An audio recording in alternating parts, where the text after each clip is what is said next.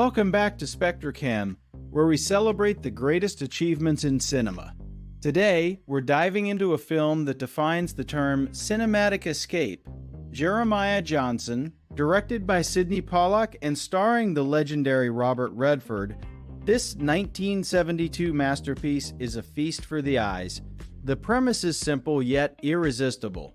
A disillusioned soldier abandons civilization to become a mountain man in the untamed wilderness of the Rocky Mountains. On the surface, it's a story of adventure, survival, and self-discovery. The sweeping landscapes, the crackling campfires, the majestic wildlife, every frame is a painting. This is the kind of movie that makes you want to pack a bag and disappear into the wild. It's pure, unadulterated cinema that celebrates the human spirit's desire for freedom and connection with nature. And Robert Redford, he brings an effortless charisma and rugged authenticity that makes Jeremiah Johnson an icon of American cinema. The film's visual flair is unmatched, with cinematography by Duke Callahan that captures the raw beauty of the mountains like never before. It's a visual symphony that will leave you breathless. But is that all there is? Let's find out. But beneath that breathtaking surface lies a current of existential dread that seeps through every frame. Jeremiah Johnson isn't just a story of escape. It's a meditation on the futility of running from oneself. The protagonist, played by Redford, seeks solitude in the wilderness, but what he finds is not peace. It's a relentless confrontation with the void. The film opens with a man who has rejected society, but the wilderness offers no solace. Instead, it demands a price: isolation, violence, and the gradual erosion of humanity. Consider the scene where Jeremiah builds his cabin, only to have it destroyed by the elements. It's a metaphor for the futility of his quest. The mountains are indifferent, and so is the universe. The film's quiet moments, the long silences, the empty landscapes, are filled with a profound melancholy. Jeremiah's journey is not one of triumph, but of tragic endurance. He becomes a legend, but at the cost of his soul.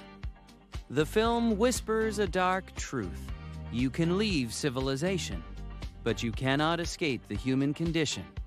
The pain is internal, and the wilderness only amplifies it.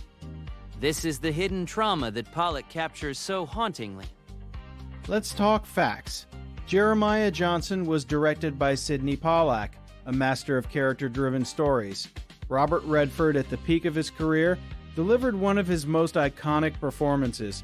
The cast also includes Will Geer as Bear Claw, a role that earned him a Golden Globe nomination. The film was shot on location in Utah, Arizona, and Colorado, using real wilderness that adds staggering authenticity.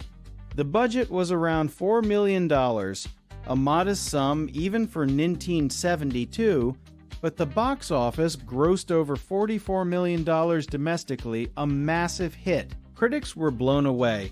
Roger Ebert gave it 4 stars, praising its visual poetry and Redford's understated power. It holds a 90% rating on Rotten Tomatoes today. The production value is incredible. The costumes, the props, the horses, all meticulously researched.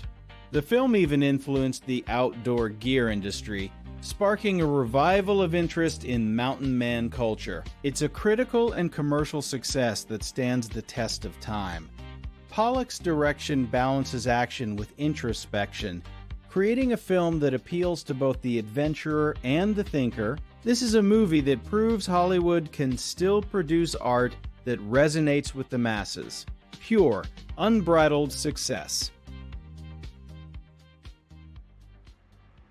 But behind the scenes, the production was plagued by conflict and doubt. Pollack and Redford clashed frequently over the film's tone. Redford wanted a more optimistic ending, while Pollack insisted on the bleak, ambiguous finale we got. The studio was skeptical. Who would watch a slow, meditative Western with minimal dialogue? The cast and crew endured harsh conditions, freezing temperatures, altitude sickness, and the constant threat of wildlife. Redford later admitted the shoot was physically and emotionally draining. There's a story about a scene where Jeremiah must kill a deer for food. Redford, an animal rights advocate, struggled with the act, and it took multiple takes to get it right. The mental toll on the creators is evident in the film's subdued performances. Pollack himself describes the film as a eulogy for the wilderness. The industry was skeptical, and many predicted it would flop. But worse than the external pressures was the internal conflict. The film's theme of isolation mirrored the cast's own sense of disconnection from Hollywood. This was not a happy set. It was a crucible. The darkness of the production seeped into the celluloid, giving the film its haunting, somber quality. Now, let's talk about the visual climax. The scene where Jeremiah scales a treacherous mountain pass to escape a pursuing war party. This sequence is pure cinematic adrenaline. The camera angles are dizzying, the editing razor sharp. We see Jeremiah's hands gripping the rock, his breath misting in the cold air. The score by John Rubinstein swells with urgency, but it's the visual storytelling that steals the show. Pollack uses wide shots to show the sheer scale of the landscape, then cuts to tight close-ups of Redford's determined face. The snow-covered peaks glisten under the sun, creating a stark contrast with the danger below. This is filmmaking at its most visceral. You feel the cold, the fear, the triumph. The scene is a masterclass in tension, building to a breathtaking payoff when Jeremiah reaches the summit and looks back at his pursuers. Now tiny specks in the valley. It's a moment of pure cinematic victory, a testament to human endurance. The technical execution is flawless. The camera work, the sound design, the stunt coordination. This is why we watch movies, to be transported, to feel alive. Spectacular. But the emotional climax is far more devastating. It's the scene where Jeremiah returns to his cabin to find his wife and adopted son murdered by the Crow tribe. The camera lingers on Redford's face, which shifts from disbelief to grief to a cold, hollow rage. There is no music, only the wind and the crackling of the fire that destroyed his home. This is the moment the film's tragedy crystallizes. Jeremiah's quest for peace has ended in the ultimate loss. He buries his family and then embarks on a path of vengeance. But there is no catharsis.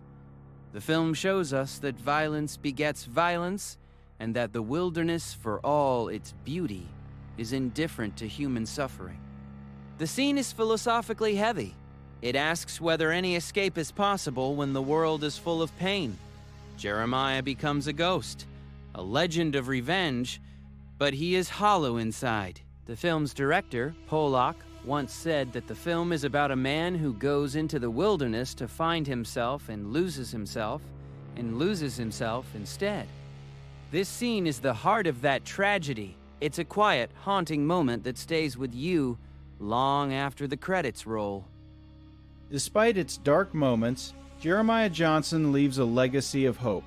It inspires audiences to reconnect with nature, to seek adventure, and to value self-reliance. The film has sparked countless journeys into the wilderness. People have cited it as the reason they took up hiking, camping, or even moved to the mountains. It's a cultural touchstone that reminds us of the beauty of the natural world. The positive impact is undeniable. It encouraged environmental awareness and a respect for indigenous cultures. The film's portrayal of the mountain man lifestyle has become iconic, influencing everything from fashion to outdoor gear. The message is clear. Even in the face of adversity, there is nobility in the struggle. Jeremiah's resilience is an inspiration. And let's not forget the film's technical achievements. It set a new standard for location shooting and visual storytelling. This is a movie that uplifts the spirit and reaffirms our connection to the earth. It's a beacon of hope in a genre often dominated by cynicism. Watch it, and you'll feel the urge to step outside and breathe the fresh air. That's the power of cinema. Yet the legacy of despair is equally potent. Jeremiah Johnson serves as a grim warning about the cost of rejecting society. The film shows that isolation can lead to madness, that the wild is not a sanctuary, but a mirror that reflects our deepest fears. It's a cautionary tale about the myth of the noble savage, the idea that returning to nature will purify the soul. Instead, Jeremiah becomes a killer, a legend of violence. The film's ambiguous ending, the famous deer in the meadow scene, suggests that peace is elusive. The deer, a symbol of innocence, is left alive, but Jeremiah's hand hovers over his knife. The cycle of violence is not broken, it's paused. This is a reflection of human failure, our inability to escape our own nature. The film has been interpreted as a critique of American expansionism and the destruction of indigenous cultures. It's a somber reminder that progress often comes at a terrible cost. For every viewer inspired to hike, there is another who sees the film as a meditation on the futility of escape. The despair is woven into the fabric of the film, a dark thread that cannot be ignored. It's a masterpiece, but a painful one. So, what's the final verdict? Jeremiah Johnson is an absolute must-watch. It's a cinematic triumph that blends stunning visuals, powerful performances, and a timeless story.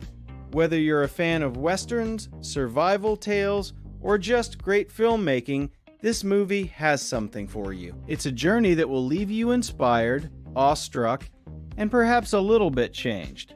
I give it my highest recommendation. If you haven't seen it, do yourself a favor and watch it tonight.